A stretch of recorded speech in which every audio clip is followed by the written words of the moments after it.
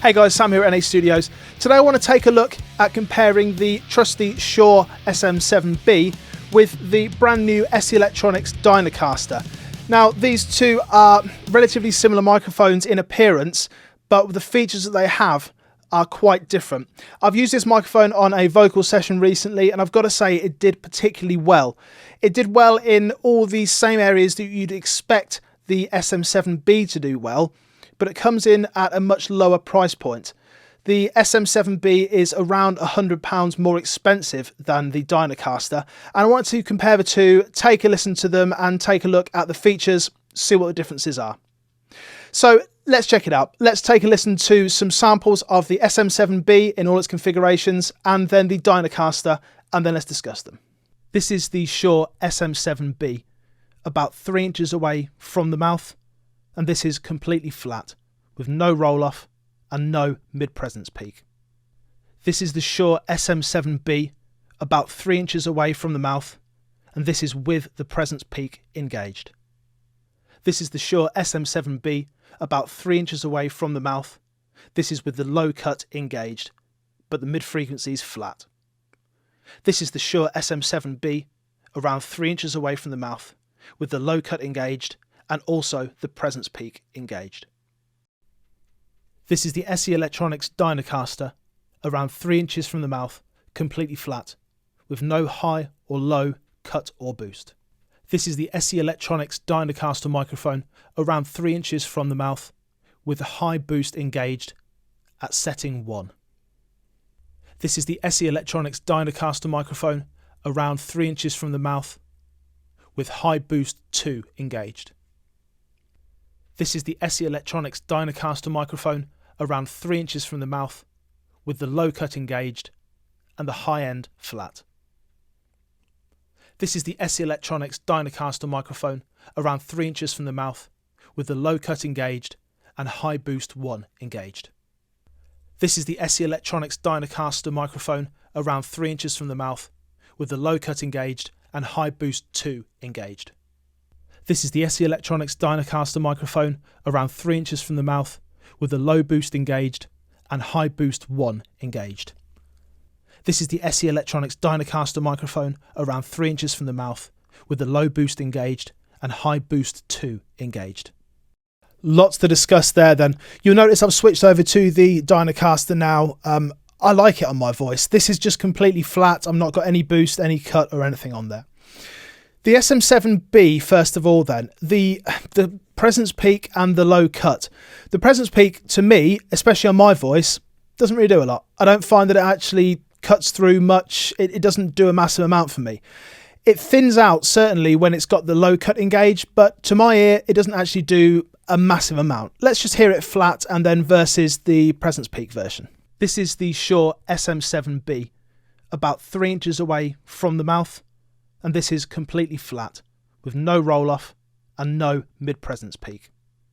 This is the Shure SM7B, about 3 inches away from the mouth, and this is with the presence peak engaged.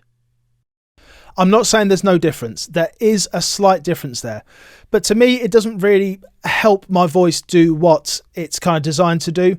The presence peak is quite low as well. I feel like, I'm not sure what Shure say it is, but it feels to me like it's in that kind of 2-3K region. It's a bit lower than I would perhaps like the presence peak for a vocal microphone to be.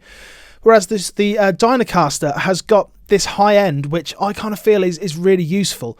If we just take a look at the boosted version. So this is the flat one first and then with that high boost. Take a listen to the differences. This is the SE Electronics DynaCaster, around 3 inches from the mouth, completely flat, with no high or low cut or boost. This is the SE Electronics DynaCaster microphone, around 3 inches from the mouth, with a high boost engaged at setting 1. So to me, I can hear that a lot more. SE Electronics say in the manual that it's around 9K, and it's got that brightness to it. It's not necessarily like a mid boost. It's obviously a high end boost. It's not a shelf though. It's just that cut frequency. To me, that does what the SM7B's presence peak should do. It's just on my voice. And to me, that's what I want to hear from that kind of boost. I want to hear that intelligibility, that kind of essiness come through a little bit more. If not, I'm just going to do it at the EQ stage. I want it to actually make a difference, and that's important to me. One thing to note down for this DynaCaster though, is for all of these, I've had to bring the level down by 5 decibels because it's got the inline booster built into it. So for the SM7, I used the Triton FET head, and it's fantastic. No complaints whatsoever. And I've got no complaints about the microphone either. But it's kind of handy just having that inline booster built into the microphone. But there's one key difference there. You're not going to be able to use it for any other microphones. If you're the kind of person who has a number of low output dynamics or ribbon microphones or anything you would use one of these boosters for, if you buy the DynaCaster just on its own, you're not going to be able to use that booster for any other microphones. Whereas if you have the Triton FET head, Cloud Lifter, any other number of ones that are on the market, you can use it. But that comes with a price penalty.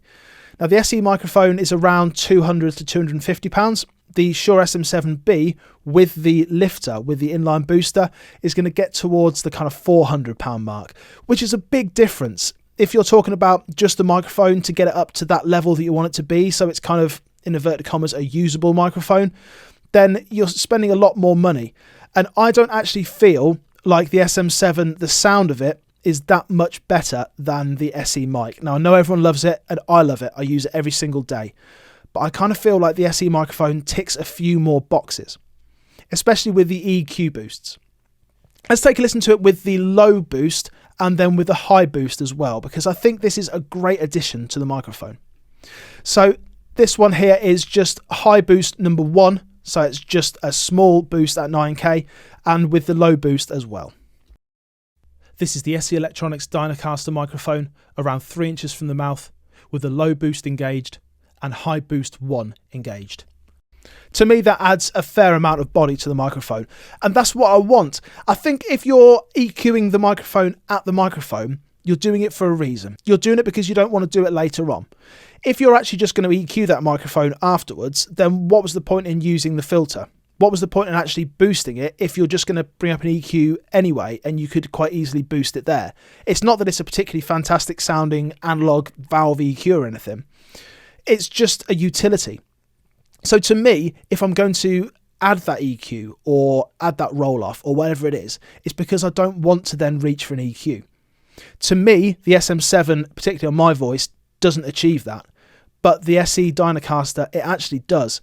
Especially for this kind of voiceover work and anything, maybe you're streaming, maybe you're doing podcasts, anything like that. It adds a kind of finished sound to the tone of the voice, which I think is really effective. The low cut on the SM7 is fairly utility and it sounds fine. It does what it says on the tin.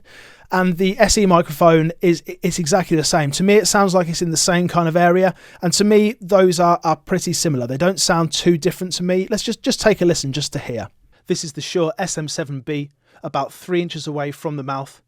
This is with the low cut engaged, but the mid frequency is flat. This is the SE Electronics DynaCaster microphone, around 3 inches from the mouth, with the low cut engaged and the high end flat. So there's maybe a touch more bottom end in the microphone. That could possibly be me a little bit closer to the microphone or whatever it is. It's not going to be a perfect test. You can't get a perfect test. But to me, that roll off is relatively similar in the low end. So they both kind of have that. But to me, that top end is so important. If I'm actually going to be boosting it on a microphone, I don't want to then reach for the EQ.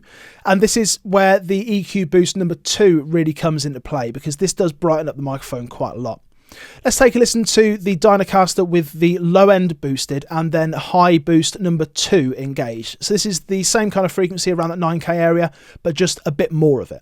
This is the SE Electronics DynaCaster microphone, around 3 inches from the mouth, with the low boost engaged and high boost 2 engaged. Now to me, that's kind of a finished voiceover sound. That may be something that I look at implementing later on. I think I'm going to use this microphone for my voiceover stuff. That's not to say I'm going to get rid of the SM7B. I still love it. I still think it's a fantastic mic, and they each have their place. But to me, having a microphone that I can leave here and just use for voiceover and then be able to take the SM7 out on recordings or whatever it may be is quite attractive. I was kind of umming and ahhing about buying another SM7B to use in that exact scenario. One here and then one to take out. But to me, this does the job a little bit better. I know everyone loves the SM7 and I love the SM7. It's fantastic. But to me, just on the EQ points alone, it gives me that finished sound, and it means that I'm not actually going to need to reach for the EQ when I'm processing my voiceover. And to me, having those EQ points in a microphone, that's what I want, to not have to reach for the EQ afterwards. So they both occupy a similar space in the market. Both really good for voiceover, both really good for vocals when you want to reject stuff from the back, from the sides, when you want to get just an isolated vocal sound. They both do that job extremely well. But to me, when you're looking at the price points of both microphones, you've got one that is getting on for double the price of the other one, if you include the inline boost. And the sound, it's not different enough to actually warrant spending that money, in my mind. This is only on my voice. I think it sounds good on my voice, this SE microphone. I think the Shure sounds great as well, but to me, this has more possibilities within it. It has a lot more that you can actually do with the microphone. And having that inline boost built into it is certainly attractive. But what do you think? Let me know in the comments. Do you like the sound of this microphone? Do you think the tests are a fair comparison? Do you think they sound very similar or very different? I think off the bat, everything completely flat. They are extremely similar and they both sound fantastic. But to me, the SE mic, just for those extra features, may just notch up slightly. And all the SM7B lovers are going to hate it. But it is what it is. Thanks so much for watching. Take care.